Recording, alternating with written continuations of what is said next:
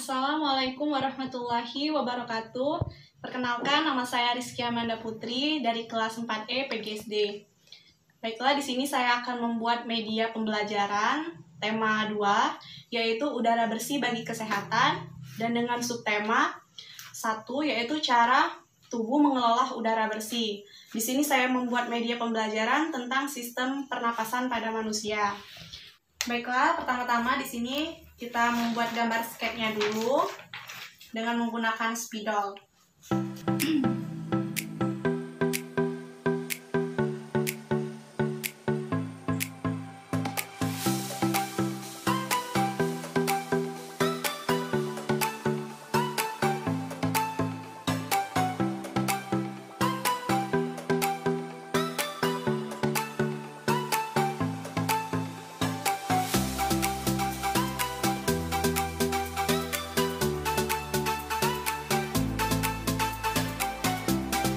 Ini kan saya sudah selesai membuat gambar sistem pernapasannya. Di sini saya akan menambah medianya agar lebih lengkap lagi.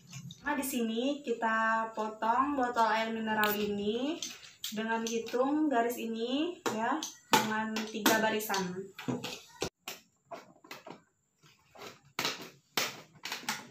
Potong ini, sisi bawahnya kita ratakan dengan menggunakan gunting.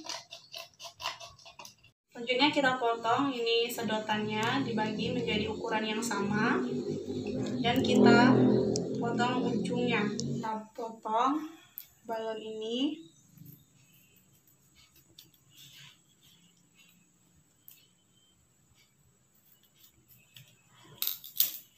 Dan kita masukkan ke dalam sedotan.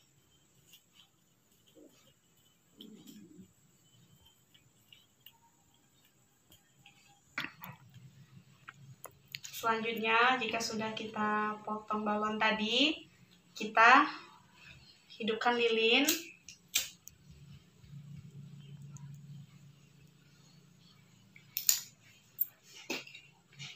Dan kita panaskan pakunya untuk dilobangkan ke botol. Jika sudah kita bolongkan tadi seperti ini bolongannya, kemudian kita cocokkan apakah sudah pas ataukah belum. Seperti ini. Jika sudah, kita masukkan seperti ini.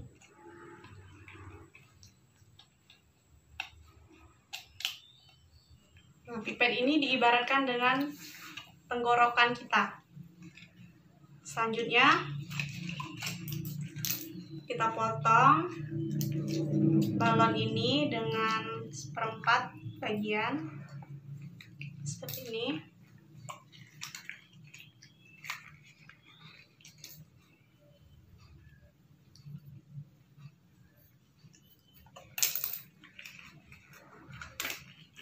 Kita lem di bawah biar dia agak melekat ya.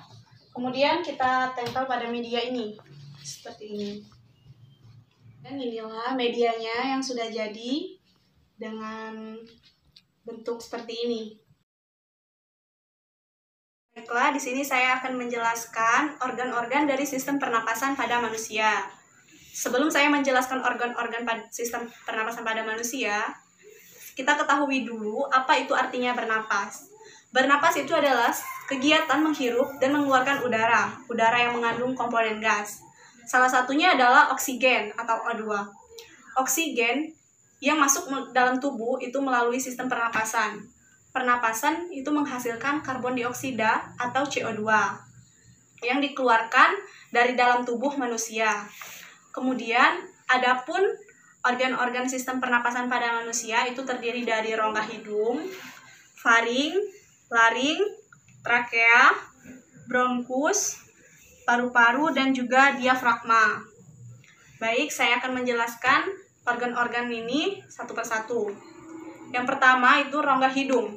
Apa itu rongga hidung? Rongga hidung itu adalah udara dari luar itu akan masuk melalui rongga hidung. Kemudian Di dalam rongga hidung ini berlapis selaput lendir. Selaput lendir ini berfungsi untuk menangkap benda-benda asing yang masuk lewat rongga hidung atau sistem pernapasan. Kemudian selain itu, di dalam rongga hidung juga terdapat rambut-rambut pendek yang berfungsi untuk menyaring partikel-partikel kotoran yang masuk bersamaan dengan udara masuk ke dalam hidung. Kedua, di sini ada yang namanya faring. Faring ini artinya tenggorokan. Organ tenggorokan ini berfungsi untuk menangkap udara yang masuk dari hidung dan meneruskannya ke trakea atau jalur udara. Kemudian ingat, tenggorokan bukanlah sistem saluran makanan, tetapi yang disebut dengan sistem saluran makanan itu yang namanya kerongkongan. Kemudian di bawahnya lagi ini ada yang namanya laring. Laring ini bisa disebut sebagai kotak suara. Jadi pada saat udara keluar masuk melalui jalur pernapasan, maka akan dihasilkan suara yang akan dihasilkan dari sistem pernapasan ini. Jadi setiap orang itu mengeluarkan suara itu dari laring. Nah, disinilah laring ini berperan dalam menghasilkan suara atau biasa disebut dengan pita suara. Kemudian di bawah laring ini ada yang namanya trakea. Trakea di sini disebut dengan jalur napas utama yang menghubungkan organ pernapasan atas dengan paru-paru. Tempat lokasi trakea ini persis di bawah laring. Jadi dia sejajar ya di bawah laring. Kemudian ini ada yang namanya bronkus. Apa itu bronkus? Bronkus ini memiliki bentuk yang menyerupai huruf Y terbalik. Menyerupai huruf Y terbalik. Kemudian jika trakea tadi jalur lurus di atasnya, nah sedangkan bronkus ini cabang dari trakea. Cabang dari trakea yang memiliki dua arah, satu ke sebelah kiri dan satunya ke sebelah kanan. Jadi bronkus ini merupakan cabang dari trakea yang langsung masuk ke paru-paru. Kemudian di sini ada gambar warna merah ini namanya paru-paru.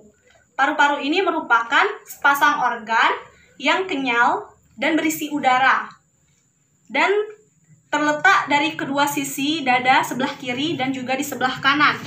Nah, paru-paru ini terlindungi oleh tulang rongga dada. Jadi paru-paru ini terlindungi oleh rongga tulang dada.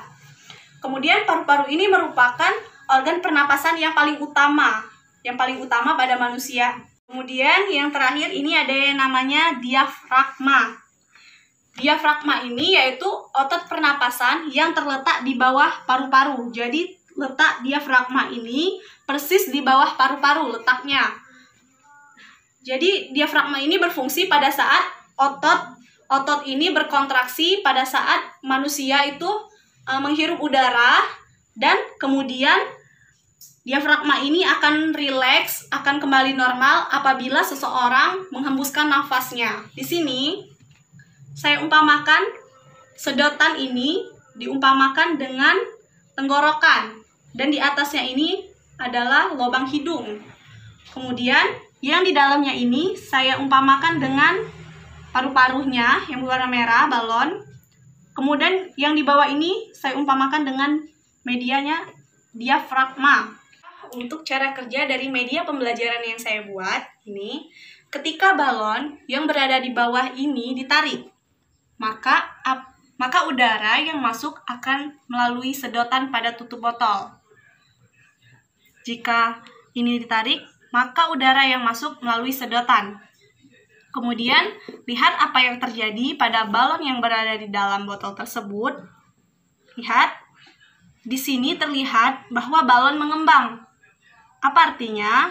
Jadi, artinya itu, ketika seseorang manusia itu menarik napas, kemudian udara atau oksigen, O2, itu masuk melalui hidung, kemudian diteruskan ke tenggorokan atau faring, kemudian masuk langsung ke paru-paru. Nah, disinilah paru-paru akan mengembang. Udara ini akan masuk melalui hidung, kemudian langsung masuk ke paru-paru, sehingga dia mengembang. Nah, proses ini disebut dengan proses respirasi, di mana oksigen atau O2 ini akan diolah oleh tubuh untuk dialirkan ke seluruh tubuh. Kemudian, bagaimana ketika balon yang ditarik tadi kita lepas? Apa yang akan terjadi? Lihat di sini, yang akan terjadi pada balon yang berada di dalam botol ini akan mengempis, mengkerut, dan kembali seperti semula. Itu artinya, ketika seseorang itu menghembuskan nafasnya, maka udara yang telah diprosesnya ini akan keluar melalui hidung dan menghasilkan CO2 atau karbon dioksida. Baik, inilah hasil pemaparan media dari sistem pernapasan pada manusia. Tujuan dari saya membuat media pembelajaran ini untuk peserta didik yaitu agar peserta didik dapat memahami dan mengetahui bagaimana sistem pernapasan pada manusia itu terjadi. Sekianlah pemaparan dari saya. Assalamualaikum warahmatullahi wabarakatuh.